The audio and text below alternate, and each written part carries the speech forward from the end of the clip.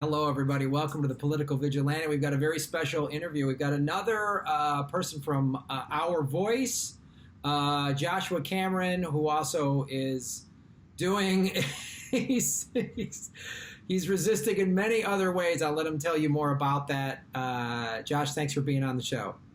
Oh, dude, thanks for having me. Again, you're my faves to watch on YouTube, and I really like the work that you do, whether that be on your own or, with Jimmy Dore. And I will say that when I have my little devil that pops up on my shoulder that's telling me to run my damn mouth, it's definitely an inner Jimmy Dore. And you guys really kind of helped me shape some of my political views, so appreciate that too. That's awesome, man. Jimmy, he's been an inspiration for me too all the years I've known him, and it's been a little over a year.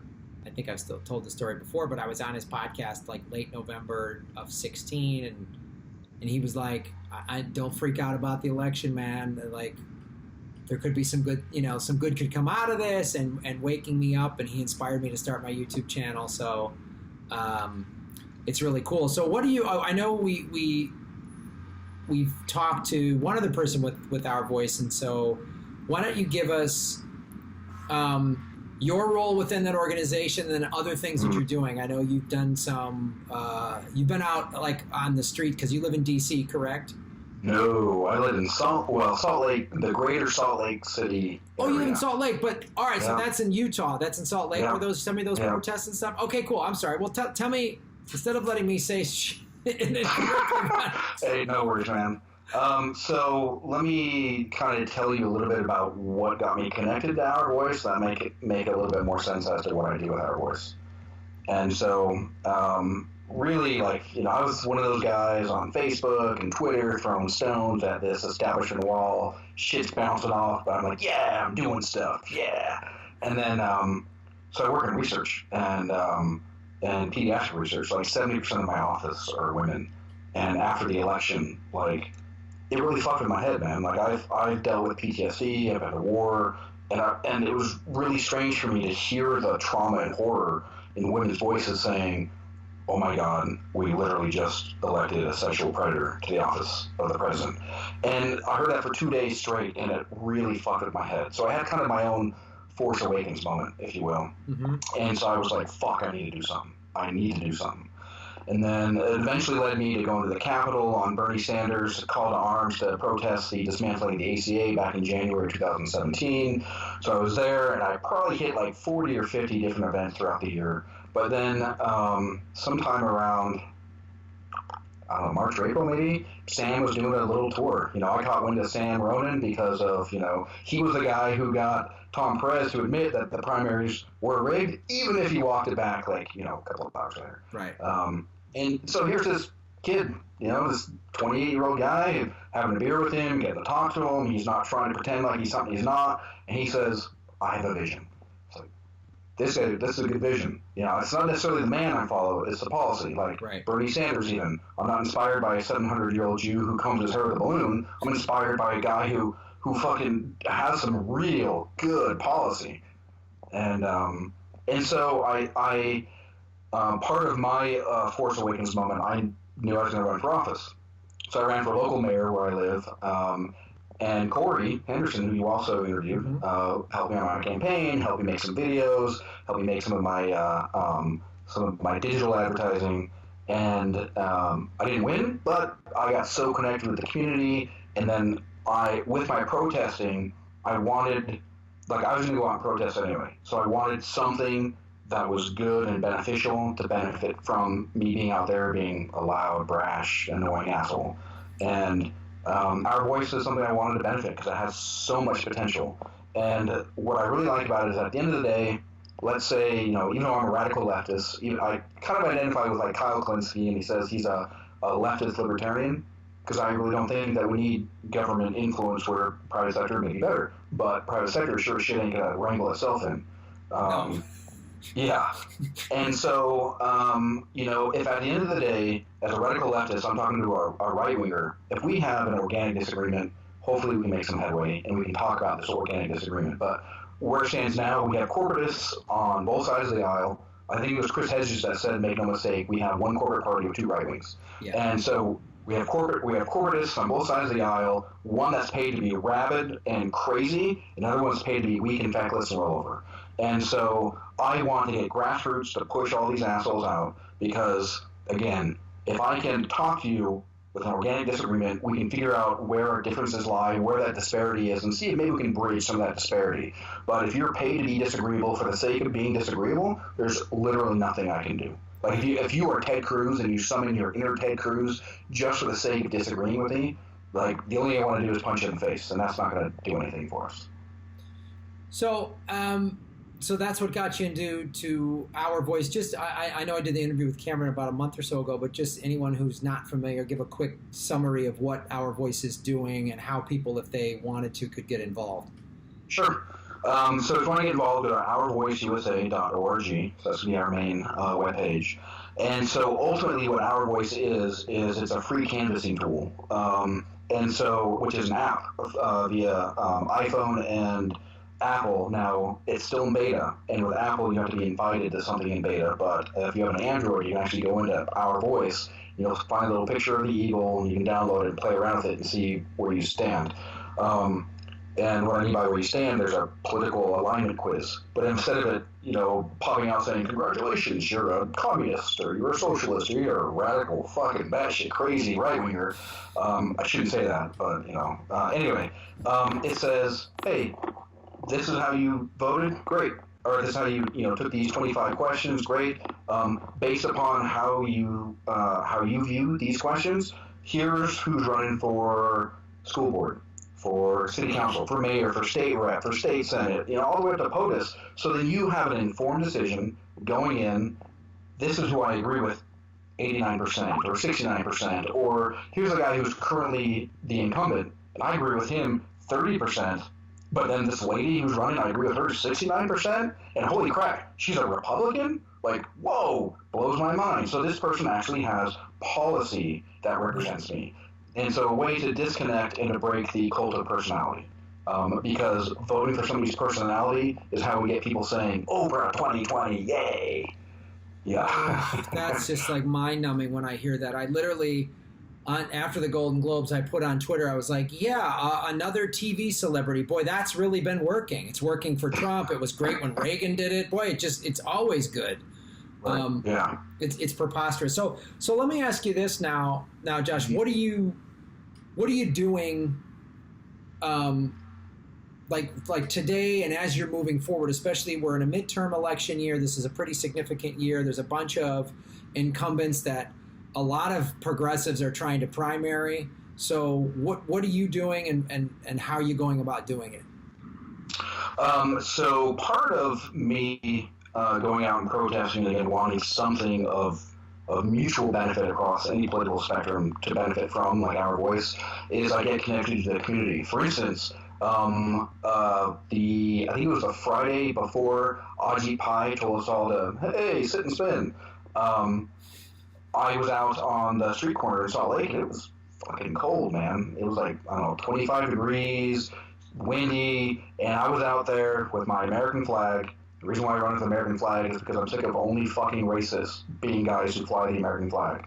And so I kind of want to cause a little bit of cognitive dissonance between people who superficially, like, their heart just flutters. Oh, it's the American flag. Oh, and I want them to be like, oh, look at this guy, American flag, yeah. And they're like, wait a minute, this guy's a leftist? Well, I hate him. Let's look a little bit deeper. Wait a minute, this guy's a combat vet? Well, shit, that's hard to hate. Well, maybe he was a cook. Let's see. Oh, fuck, he was a combat medic. Well, shit, how do I hate a combat vet and a combat medic? And so I try to make things difficult for people to not feel like shit for having a bad idea. And so I make liberals mad at me all day long because we were even at an event for Trump's monumental mistake. Here in Salt Lake, over 5,000 people showed up to our state capitol to tell Trump, what the fuck, dude? Right. But what we did is we affected... Yeah, exactly. Yeah. About Bears Ears and Grand Staircase Escalante. And so we pretty much was, a couple hours of people standing together, holding hands, saying, yeah, we're doing stuff, yeah! Guess what, Trump? Look at us, woo! And at the end of the day, do you think Trump gives a flying fuck about 5,000 people who show up and say, we resist you? No, he doesn't. He couldn't care less.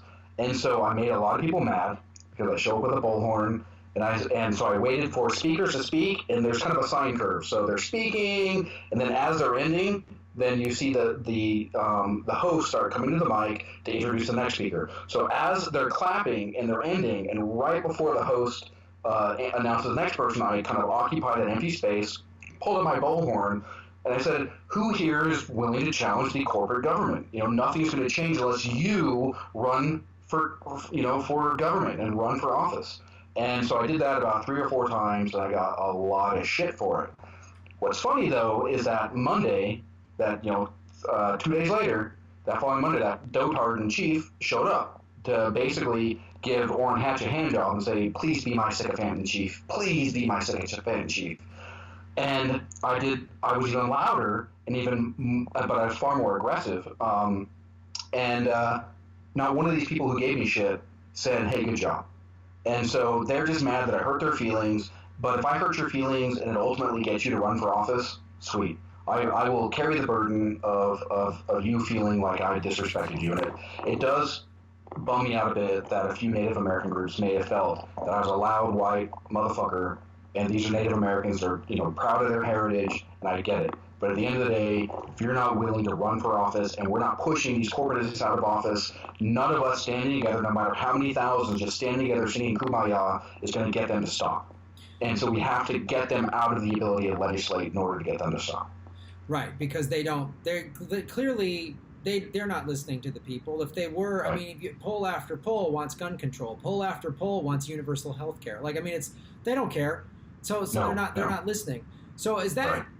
I mean, that's sort of the thing I look at that is giving me a little bit of hope, and is more people are getting involved, and more people like Sam are running for office, and people like Alexandria Ocasio-Cortez in the Bronx. Yes. And so, I mean, most of these people are millennials. Not that they need to be, but millennials, like, I've joked about this on stage. I'm like, look, my generation and every other generation got to goof off in our 20s and then figure shit out in their 30s. You guys don't have the time. You know what I mean? Like, it's too, and it's not like a slam of, oh, you millennials and your avocado toast. I mean, like, I mean, like, people need to get involved, and there's no time for anybody of any age group to like let someone else handle that. The reality is I think just the way life works, most people, as they get in their late 30s and 40s and up, they've got a job, they've got kids, they've got a whatever, whereas in your 20s, you don't have all those commitments yet. So you can just go, I'm running.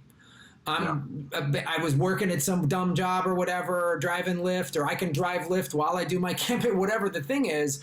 And so the onus is a little bit on anyone in that age group because they don't have these big life commitments. I think if you're got kids you got to pay for in a mortgage, it's like, yeah, I want to, but how can I do this? And the system is set up to be a barrier to engagement. It's meant to make it very strong against you from being able to change it. Well, they want you to have 2 and 3 jobs and not have time, because you're not going to show up and vote on a Tuesday.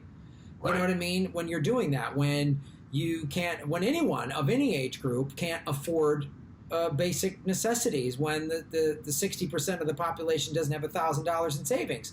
They want that because you don't have time to go to a town hall meeting. You don't have time to run for office. You don't have time to get signatures to submit your name. You don't have time for that. But it is encouraging to see all of this engagement. And as we, we have a couple more minutes here. What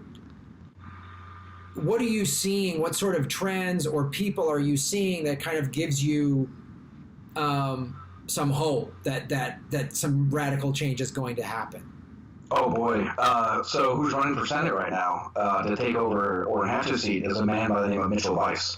So we've got a woman by the name of Jenny Wilson who's like cut from the same cloth as Hillary Clinton. Her family is super tied to Mitt Romney. She's a self-proclaimed blue dog Democrat. So she's like the female version of Joe Manchin. So effectively like Claire McCaskill or something. Wow.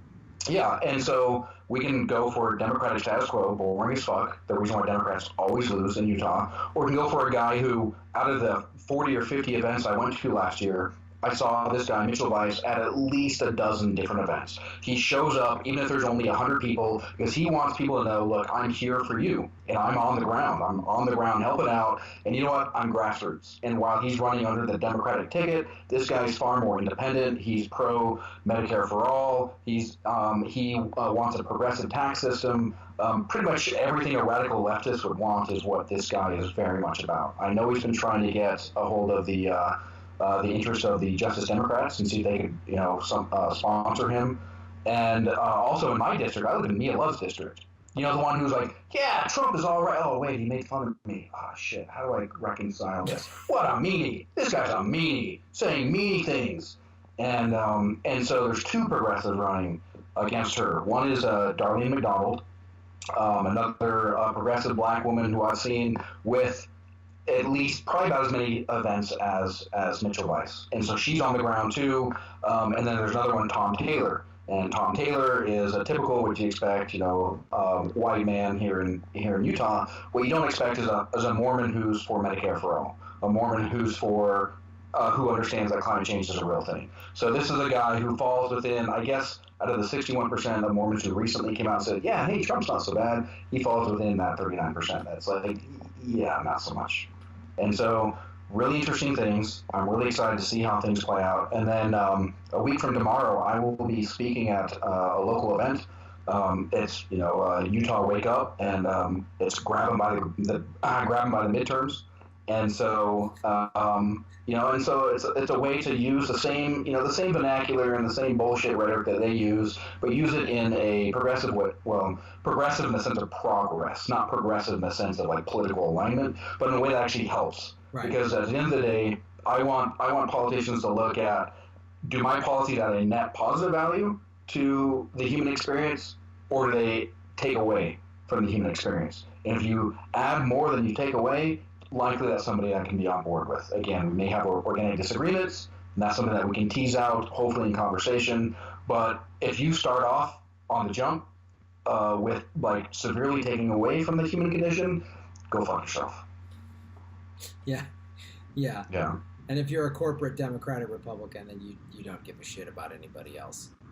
Right. Well, and then so one thing I wanted to point out too. You've seen the new Star Wars? Yes.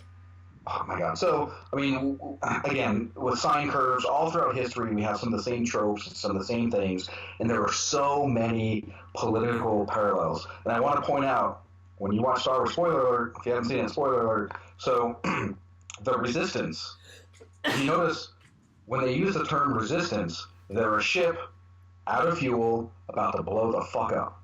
And as soon as they launched out of the pods, like, I'm getting the fuck away from this blown up ship, what did the Lieutenant Admiral, what did she say? Godspeed, rebels. She didn't say resistance. She said Godspeed, rebels. Mm-hmm. And while I think that Rose's points kind of came off a little cheesy when she crashed into Finn and said, no, it's about what we, fight for what we love. Well, that's a direct, I think that's a direct critique of the corporate Democrats. Right. Look, if you're going to make resistance and you only resist, well, then you're going to blow up this battering ram cannon. And then what? They'll bring another one. And then what did Luke say at the end? The rebellion was reborn, not the resistance. The rebellion was reborn. And so there's a lot of inspiration there. And then even Rose was like, yo, into this casino, these are the worst fucking people in the world. Yeah. What were they? That's a total critique on the oligarch in America. It was total, and they're like they're at this swanky casino, and they're arms dealers. Like, he was just like, these gambling 1%er war profiteers are the worst people in the galaxy. Yep. And then Benicio del Toro, what did he show? Like, oh, look at, they play both sides of the fence, which is also, I think, a critique not only of the arms dealers, but, again, of the corporatists in office. Yeah. And what did those weird, quadruped animal things do? They said, guess what? The rebellion's going to fuck up your little dinner party, guys.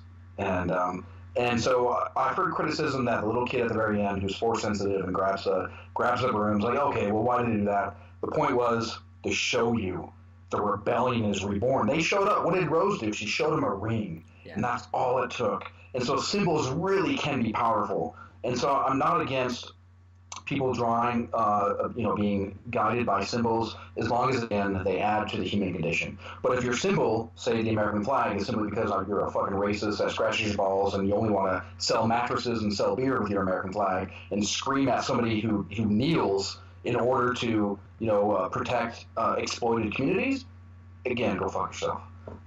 Use it for good. Add to the human condition. We're all in this together, and so let's make sure that we're helping other grassroots.